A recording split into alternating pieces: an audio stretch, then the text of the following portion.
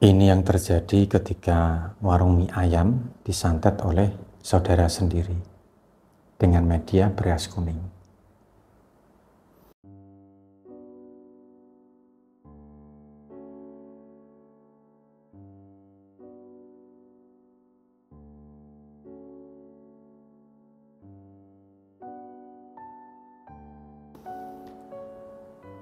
Assalamualaikum warahmatullahi wabarakatuh.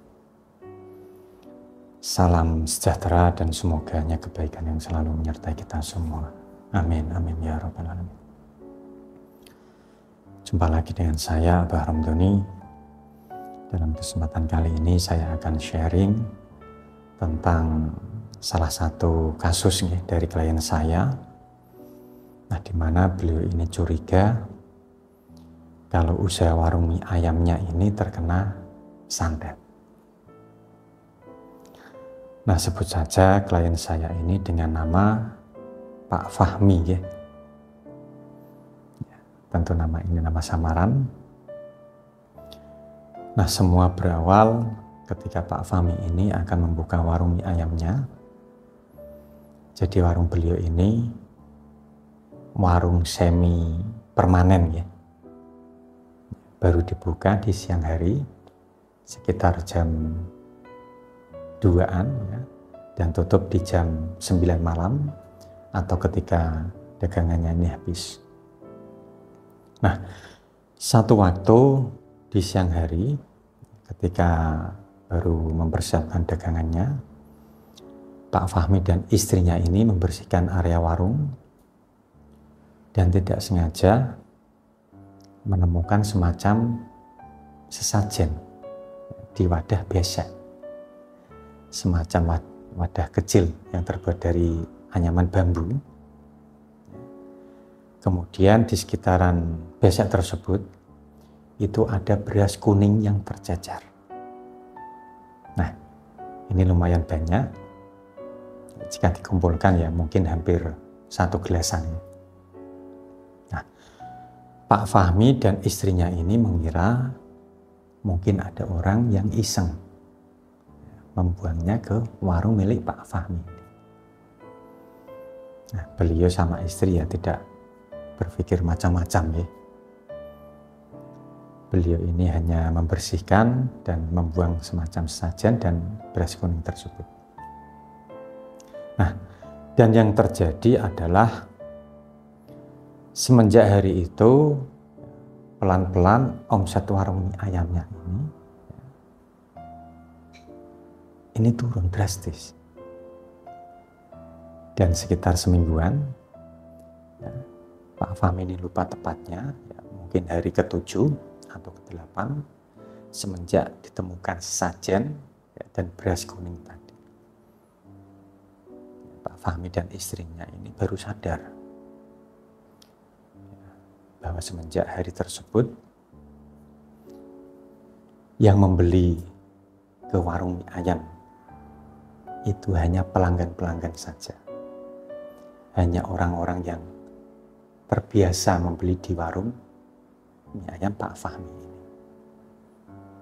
Tidak ada pembeli yang baru atau orang yang lewat ya, terus kemudian membeli di warung mie ayam Pak Fahmi. Tidak ada sama sekali. Ya, semua yang membeli ini adalah pelanggan Pak Fahmi semua.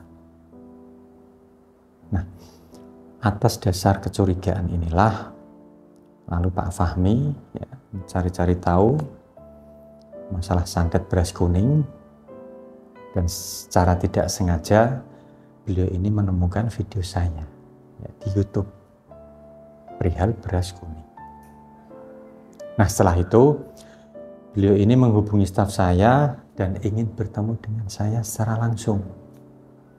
Nah, singkat cerita, beliau ini konsultasi secara langsung dengan saya dan menceritakan apa yang sudah saya share di awal video ini.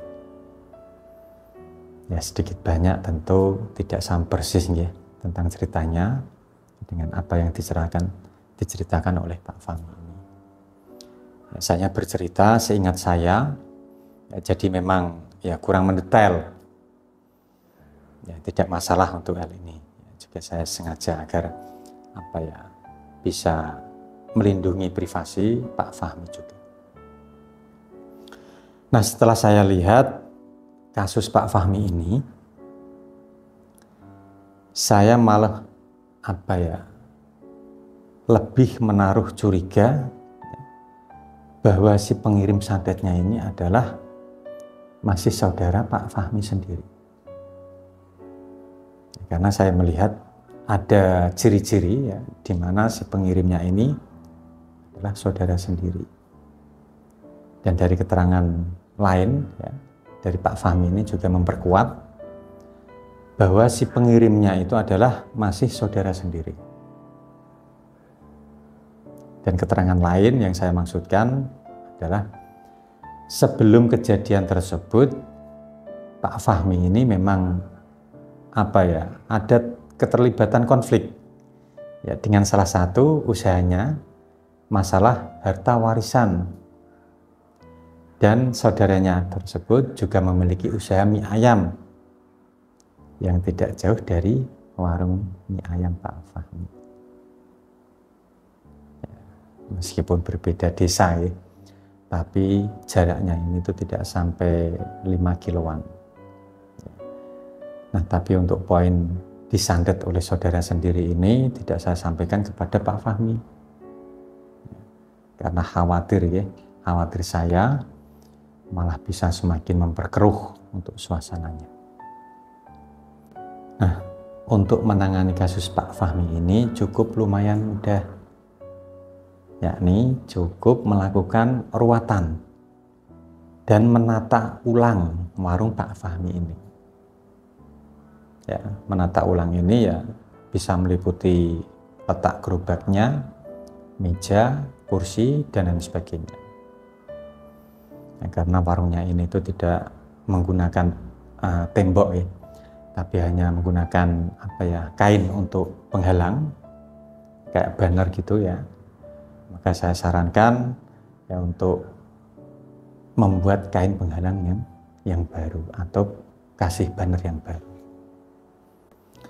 Nah, dengan saran ini insya Allah itu sudah cukup ya, untuk mengatasi masalah warung mie ayam Pak Fahmi. Ya, di awal tadi ya, jika Anda itu masih ingat, untungnya sesajen dan beras kuning ini ya segera dibersihkan. Nah, jika tidak, ya, mungkin efeknya ini lebih terasa. Dan untuk penanganannya ya juga akan lebih rumit. Nah, lalu bagaimana untuk kabar terakhir dari Pak Fahmi ini? Ya, setelah melakukan apa yang saya sarankan dalam hitungan hari, warung mie ayam milik Pak Fahmi ini sudah, alhamdulillah ini sudah berjalan normal kembali. Ya, 1 atau 2 orang yang lewat itu ada yang mampir ke tempat warung mie ayam Pak Fahmi. Ya, tidak hanya pelanggannya saja yang membeli. Nah, setelah berjalan normal, nah ini baru Pak Fahmi ini saya sarankan untuk menggunakan mustika pelarisan khusus.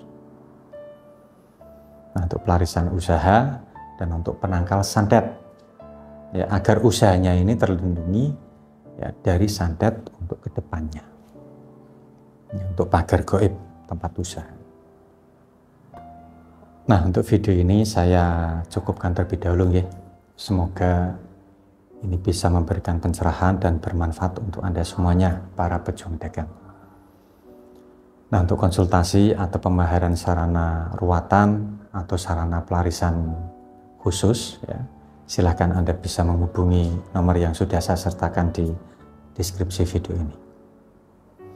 Nah, lalu jangan lupa Anda subscribe channel ini, karena masih banyak sekali ya video yang menarik yang sayang untuk Anda lewatkan. Terima kasih buat saudaraku semua. Saya Abah Ramdhani pamit undur diri. Wallahu muwaffiq ila aqwamit thoriq. Wassalamualaikum warahmatullahi wabarakatuh. Alhamdulillah. Allahumma sholli ala sayyidina Muhammad.